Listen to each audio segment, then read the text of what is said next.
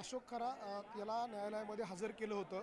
त्यामध्ये महत्त्वाचा युक्तिवाद जो झाला तो जे पोलीस होते, पोलिसांनी एक महत्त्वाची मागणी जी आहे ती न्यायालयामध्ये केली। त्यामध्ये पोलिसांचं असं म्हणणं आहे की अशोक खरात जो आहे त्याच्या फार्म हाऊसवरती जी रिव्हॉल्वर त्यांना मिळून आलेली होती त्या रिव्हॉल्वरमध्ये 20 काडतुसं त्यांना मिळाली।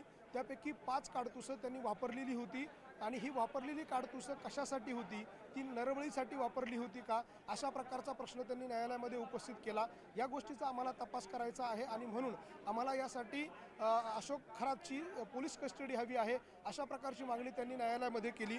आणि दुसरा मुद्दा त्यांचा होता की हा अशोक खरात नावाचा जो व्यक्ती आहे तो त्या ठिकाणी वेगवेगळ्या अंधश्रद्धेच्या पूजा करत होता। त्यानंतर येणाऱ्या भाविकांना काळी कस्तुरी आणि पांढरी कस्तुरी तो त्या ठिकाणी देत होता, हरणांची कातडी देत होता, वाघाची कातडी त्याच्याकडे आहे आणि साप असेल किंवा इतर प्राणी असतील त्यांचे वेगवेगळे अवयव जे आहे तो त्या येणाऱ्या भक्तांना देत होता। मग हे हरणांची कातडी असतील, काळी कस्तुरी असतील, पांढरी कस्तुरी असतील, ही त्या हरणांचे हत्या करून अर्थात ती हरणं मारून तो आणत होता का, याचा आम्हाला तपास करायचा आहे। त्यासाठी आम्हाला त्याची कस्टडी हवी आहे। आणि तिसरा महत्त्वाचा मुद्दा या कस्टडीमधला होता तो म्हणजे या सगळ्या प्रकरणामध्ये ज्या पीडित आहे त्यांची संख्या मोठी आहे, हळूहळू ही संख्या वाढताना पाहायला मिळते आणि त्यामुळे कदाचित याचा आकडा वाढू शकतो आणि म्हणून त्याची कस्टडी हवी अशी मागणी केलेली होती। आपण पुन्हा बघतोय अशोक खरात याला न्यायालयातून आणलं जाते। मोठा पोलीस बंदोबस्त जो आहे तो या ठिकाणी तैनात करण्यात आलेला आहे। त्याची ही सगळी थेट दृश्य बघतोय नाशिक न्यायालयाच्या परिसरातली ही दृश्य आहे। अशोक खरातला आता घेऊन 29 तारखेपर्यंतची पोलीस कोठडी जी आहे ती अशोक खरात याला देण्यात आलेली आहे आणि त्याला आता या ठिकाणून घेऊन नेलं जात आहे। त्याची ही सगळी दृश्य बघतोय आपण नाशिकमधली। अशोक खरात याला आता पोलिसांकडनं घेऊन नेलं जात आहे, मोठा बंदोबस्त आहे। त्याच्या या सगळ्या परिसरामध्ये त्याला बघण्यासाठी देखील प्रचंड गर्दी होती। हा नाशिकच्या न्यायालयाचा परिसर आणि त्या ठिकाणचा हा सगळा गोंधळ आपण बघतोय। मोठ्या पोलीस बंदोबस्तामध्ये त्याला या ठिकाणी नेलं जात आहे आणि ही सगळी दृश्य बघतोय। वरिष्ठ पोलीस अधिकारी जे आहे त्यांचा मोठा बंदोबस्त या ठिकाणी तैनात करण्यात आलेला आहे। समोर आपल्याला इथे पदाधिकारी जे आहेत त्या या ठिकाणी आलेले आहे, त्यांना या ठिकाणी रोखण्यात आलेलं आहे। त्याची ही सगळी दृश्य आहे।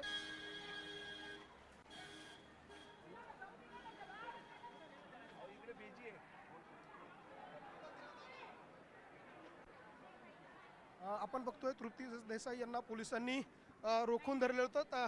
ताई, तुम्हाला पोलिसांनी अडवलं, काय नेमकी मागणी होती? पोलिसांनी आम्हाला जे आहे ते इकडे बाजूला घेऊन ठेवलेलं आहे। अशोक खरातला जे आहे ते कोर्टात आणलं होतं।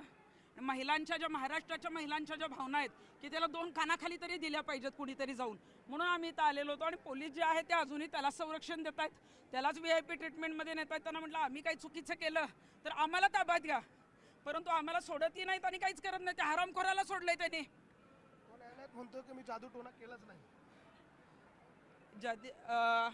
अशोक खरात जो आहे तो भंपक आहे, खोटारडा आहे आणि आता न्यायालयालाही फसवण्याचा प्रयत्न करतोय। अशा प्रकारची भूमिका त्यांची आहे। इकडे न्यायालयात आणखी काही लोक आले होते, त्यांना देखील या ठिकाणी अडवण्यात आलेलं आहे, त्यांना पकडण्यात आलेलं आहे। आपण बघतोय अशोक खरात याच्यावरती हल्ला करण्याचाही प्रयत्न काही लोकांचा होता, मात्र त्या ठिकाणी त्यांना या ठिकाणी पोलिसांनी ताब्यात घेतलेलं आहे, त्यांना या ठिकाणून नेलं जात आहे। त्याची ही सगळी दृश्य बघतोय। तृप्ती देसाई यांना काही वेळापूर्वी पोलिसांनी एका बाजूला रोखलं होतं आणि दुसरीकडे आता अशोक खरातला या ठिकाणी जाब विचारण्यासाठी आलेल्या लोकांना देखील पोलिसांनी या ठिकाणी रोखलेलं होतं।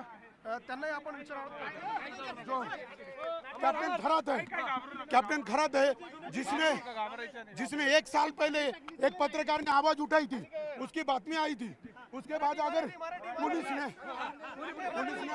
अगर उसके ऊपर कुछ चौकसी की होती, इंक्वायरी की होती, हाँ, तर एवढा लोकांनी आम्ही मिरगावला गेलो होतो। आम्ही तिथल्या नागरिकांना प्रत्येक घराघरात जाऊन भेटलो। दिवसभर मी मिरगावमध्ये होतो। आम्ही तिथं पाहिलं लोक इतके दहशतीमध्ये आहे। का दहशतीत आहे? तिथं जे मंत्री संत्री येत होते, मोठे मोठे अधिकारी येत होते, तक्रार द्यायची कोणाकडे, भांडायचं कोणाकडे? त्यात एका पत्रकाराने हिंमत केली, पेपरला बातमी छापली, तर त्याच्यावरच खंडणीचा गुन्हा दाखल झाला। आणि तेव्हापासून नाही, आता आमची मागणी अशी होती का हे जे आता तृप्तीताई देसाई पुण्यावरून इथं आल्या, त्यांचं माझं बोलणं झालं म्हणून आम्ही आता इथे आलो। तर आमचं एकच म्हणणं होतं की जनतेचा जो संताप आहे, गोरगरीब महिला त्यांचं त्यांनी शोषण केलं, भावनांशी खेळला. कुणीतरी दुःख आहे, कष्ट आहे, कुटुंबामध्ये कटकट आहे म्हणून त्याच्याकडे जात होते आणि तो त्याचा फायदा घेऊन त्यांचं लैंगिक शोषण करत होता. म्हणून याची नीच नराधम कधी रामराहीम येतो, कधी आसाराम येतो, कोणालाही शिक्षा होत नाही आणि हे मोकाट सुटतात, कायद्याचा धाक राहिला नाही. म्हणून यांना जनतेची ताकद आम्हाला दाखवायची होती. जर संधी मिळाली असती त्याच्या कानफळात वाजवायचं होतं. आम्हाला दाखवायचं होतं या महाराष्ट्रात, शिवरायांच्या महाराष्ट्रात, डॉक्टर बाबासाहेब आंबेडकरांच्या महाराष्ट्रामध्ये या असा नालायक नीचपणा कधी सहन केला जाणार.